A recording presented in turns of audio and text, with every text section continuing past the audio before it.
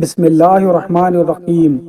السلام علیکم معزز خواتین و حضرات، میں محمد فیوم الفا نالج ڈسکور سے۔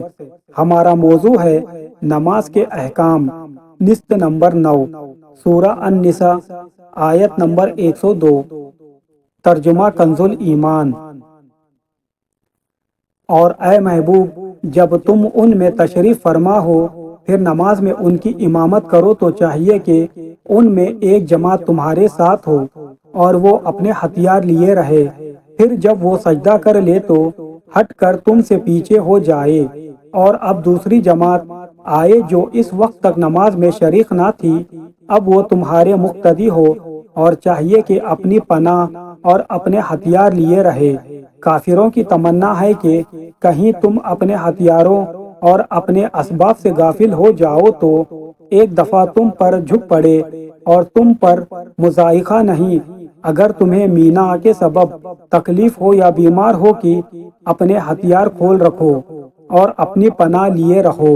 بے شک اللہ نے کافروں کے لیے ذلت کا عذاب تیار کر رکھا ہے۔ تفسیر۔ اور جب تم ان میں ہو، اس آیت میں نماز خوف کی جماعت کا طریقہ بیان کیا گیا ہے۔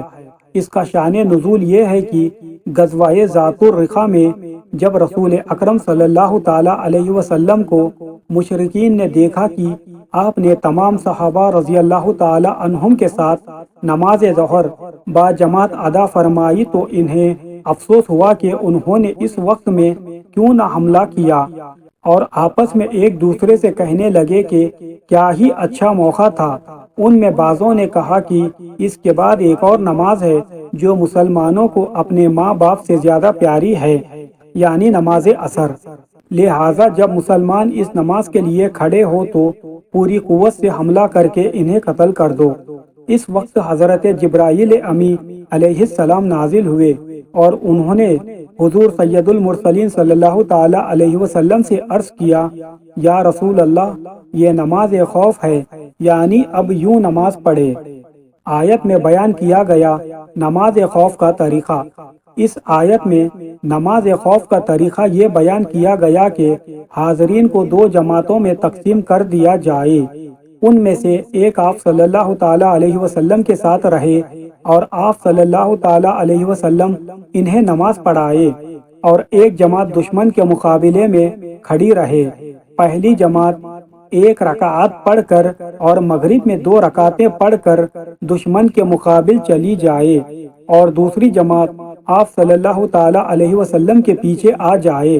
پھر بعد میں وہ اپنی ایک ایک باقیہ رکعت پڑھ لے، اور جن کی 2 باقی ہے وہ 2 پڑھ لے، اور دونوں جماعتیں ہر وقت اسلحے ساتھ رکھے، یعنی نماز میں بھی مسلح رہے۔ معلوم ہوا کہ نماز کی جماعت ایسی اہم ہے کہ ایسی سخت جنگ کی حالت میں بھی جماعت کا طریقہ سکھایا گیا۔ افسوس ان پر جو بلا وجہ جماعت چھوڑ دیتے ہیں، حالانکہ اس میں 27 گنا زیادہ ثواب ہے۔ اور کافر چاہتے ہیں، ارشاد فرمایا کہ تمہیں حفاظت کا سامان اور ہتھیار ساتھ رکھنے کا حکم اس لیے دیا گیا ہے کہ کافر یہ چاہتے ہیں کہ اگر تم اپنے ہتھیاروں اور اپنے سامان سے غافل ہو جاؤ تو وہ ایک ہی دفعہ تم پر حملہ کر دے، اور اگر ہتھیار تمہارے پاس ہوں گے تو دشمن تم پر اچانک حملہ کرنے کی جرت نہ کرے گا۔ آیت کے اس حصے کے بارے میں ایک روایت یہ بھی ہے کہ نبی کریم صلی اللہ تعالی علیہ وسلم غزوہ ذات الرقاع سے جب فارغ ہوئے اور دشمن کے بہت آدمیوں کو گرفتار کیا اور اموالی غنیمات ہاتھ آئے اور کوئی دشمن مقابلے میں باقی نہ رہا تو حضور اقدس صلی اللہ تعالی علیہ وسلم قضائے حاجت کے لیے جنگل میں تنہا تشریف لے گئے۔ دشمن کی جماعت میں سے گورس بن حارث یہ خبر پا کر تلوار لیے ہوئے چھپ چھپ کر پہاڑ سے اترا اور اچانک تاجدار دو عالم صلی اللہ تعالی علیہ وسلم کے پاس پہنچا اور تلوار کھینچ کر کہنے لگا، یا محمد صلی اللہ تعالی علیہ وسلم، اب تمہیں مجھ سے کون بچائے گا؟ پیارے آقا صلی اللہ تعالی علیہ وسلم نے فرمایا، اللہ تعالی، اور ساتھ ہی حضور صلی اللہ تعالی علیہ وسلم نے دعا فرمائی، جب اس نے سرکار دو عالم صلی اللہ تعالی علیہ وسلم پر تلوار چلانے کا ارادہ کیا تو اوندے منہ گر پڑا اور تلوار اس کے ہاتھ سے چھوٹ گئی۔ تاجدار رسالت صلی اللہ تعالی علیہ وسلم نے وہ تلوار لے کر فرمایا کہ تجھے مجھ سے کوئی بچائے گا؟ کہنے لگا میرا بچانے والا کوئی نہیں ہے۔ رحمت دو عالم صلی اللہ تعالی علیہ وسلم نے فرمایا اشہد ان لا الہ الا اللہ و اشہد ان محمد رسول اللہ پڑھ تو تیری تلوار تجھے دے دوں گا۔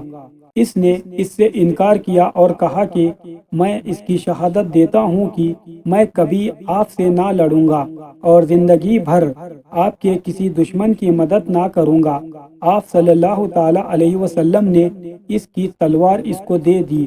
کہنے لگا یا محمد صلی اللہ تعالی علیہ وسلم آپ مجھ سے بہت بہتر ہے۔